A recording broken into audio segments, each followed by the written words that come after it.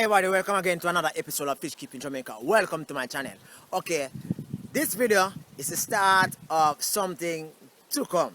Alright, for the next 6 months, yes, for the next 6 months, every single Saturday night, you'll be getting, a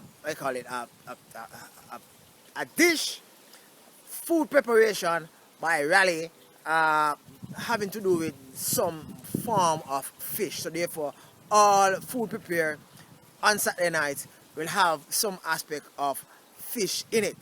Okay, this aspect of my channel should help to embrace some of my Jamaican folks, appeal to them so that they will also be a part of my channel.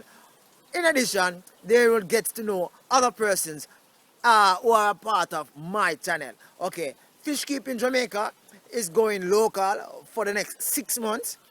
Who to tell, I might just show other things which has to do with Jamaican culture, Jamaican way of life, and that is on Saturday nights only. Who to tell, probably I might end up have 2 nights of this, but for the time being, let's check it out to see what Fish Keeping Jamaica have on Saturday nights, what food will be prepared first. Stay tuned, hope you enjoy this first video.